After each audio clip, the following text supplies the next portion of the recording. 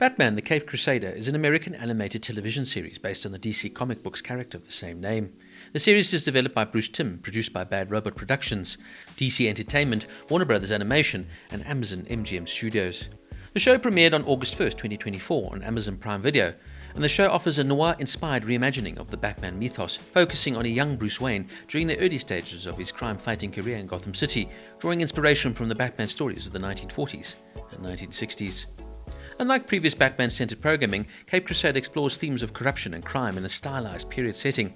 The project was first announced in May 2021 and has been noted for its serialized storytelling and deep psychological exploration of its characters. Critics have praised its mature tone and complex portrayal of the superhero, setting it apart from previous adaptations. Some interesting trivia notes. Hamish Linklater was reportedly obsessed with Batman the Animated Series and Kevin Conroy, who starred as Batman. He would say, "And I think even though when I was making my audition tape, I certainly wasn't trying to copy him, but those vibrations were there, that sound was in my head, and that was, I think, probably what I was trying to pursue." The Gentleman Ghost is originally a Hawkman villain with no connections to Batman. Jamie Chung initially portrayed Harley Quinn as a terrible version of the late Arlene Sorkin's original portrayal in Batman the Animated Series, she would say, before she was told not to do that and try something else. The 2014 animated short film Batman Strange Days, created almost a decade before the show, served as a pilot of sorts and unintentionally previewed the show to come. According to creator Bruce Timm, who of course originally created the Batman animated series and therefore also created the Harley Quinn character, he would say the original Dr. Quinzel was a little bit more serious, and then when she became Harley she got really goofy and weird. So we thought, what if we reverse that on this new adaptation? When she's Dr. Quinzel she's a little bit more whimsical and fun, and then when she's Harley Quinn she's really scary.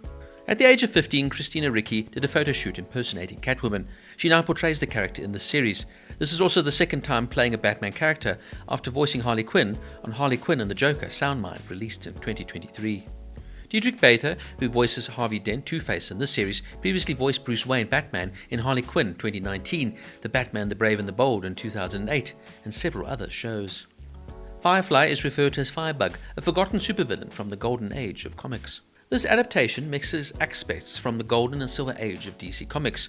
While Alfred also resembles his golden age iteration, he actually has his usual last name of Pennyworth instead of his original name, Beagle, where Two-Face has his usual real name of Harvey Dent instead of the original Harvey Kent. Throughout Batman's several appearances in other media, this is only the third time he's used his alias Caped Crusader as a title, after Batman the Caped Crusader in 1988, which of course was a game, and Batman Return to the Caped Crusaders in 2016. Like the original Batgirl movie, this show was cancelled by HBO Max, now Max, and then was picked up later by Amazon. This series now has been deemed the best Batman show of the decade by Inverse, among strong praise from critics and fans alike. Barbara and Commissioner Gordon are portrayed as black in the series, echoing Jeffrey Wright and Leslie Grace's respective portrayals of the characters. Harley Quinn is portrayed as Asian American in the series, while Oswald Cobblepot is gender swapped to Oswalda Cobblepot, a female version of the Penguin, and is voiced by actress Minnie Driver. In the first few episodes, three women referred to the Batmobile as a nice car. In Batman and Robin, Chris O'Donnell's Robin has a line, "It's the car, chicks dig the car." The show was released on the 85th anniversary of the character Batman from DC Comics books' first appearance in Detective Comics number 27, which was published on March 30th, 1939. Basil Karlo's look as Clayface, the fedora, the red scarf around the lower half of the face, and the high-collared billowing cap and coat is taken from the Shadow pulp magazines of the 20s, 30s, and 40s. Ironically, the Shadow was also an influence on the creation of the Batman character. Selena Kyle Catwoman's background in the series mirrors that of Thomas Blake Catman's background from the comics rather than her own. Blake was a wealthy game hunter and trapper who became a crook simply because he was bored and greedy. He also kept big cats and turned to crime due to the lack of consistent cash flow and his own need for adventure. Now, to say that I'm a massive Batman fan would be an understatement. Frankly, I'm obsessed with the character, so I was quite interested to see this new take on this famed persona. Now look, there's been countless TV shows, comic books, movies and games made about Batman over the years, but I'm happy to say Batman the Caped Crusader really does bring a new sort of take on the famed character. I love that this show focuses on the noir-inspired roots of Batman and really sort of focuses more on the detective side of the Batman mythos, yet still bringing a fresh narrative to the famed storylines. The show offers a deep exploration of the character's history, effectively balancing the heritage with a modern sort of retake.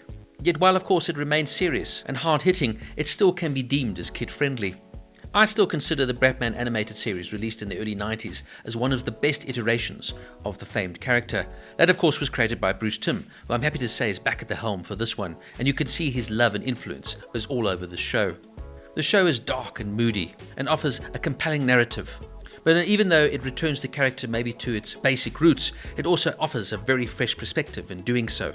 Now, I know some may view this show controversially, as why would they rewrite certain characters? For example, making Penguin a woman, making James and Barbara Gordon black, or Harley Quinn as Asian American. But frankly, I quite like this new dynamic take on these famed characters. There's so many iterations and versions of the Batman mythos that sometimes it's nice to just reinvent it, as it were, while still keeping to the basic premise of what makes Batman and his arch enemies so special, so fascinating, and so visceral that you can never take your eyes off these fantastic stories. While Kevin Conroy will never be replaced as the voice of Batman, Hamish Linklater does a more than acceptable job playing the Caped Crusader.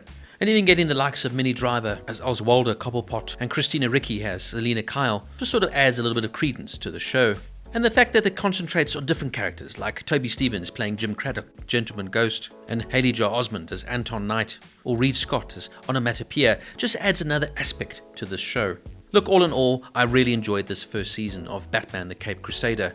Yes, there's some choices that maybe I personally wouldn't have made, but it was nice to see a different interpretation of this famed Gotham universe. With its detective noir style, reinterpretation of some of the most famed characters within the Batman universe, yet brilliant, fantastic storytelling, and treating this famed character with as much seriousness as you can imagine, Batman the Caped Crusader gets a 9 out of 10.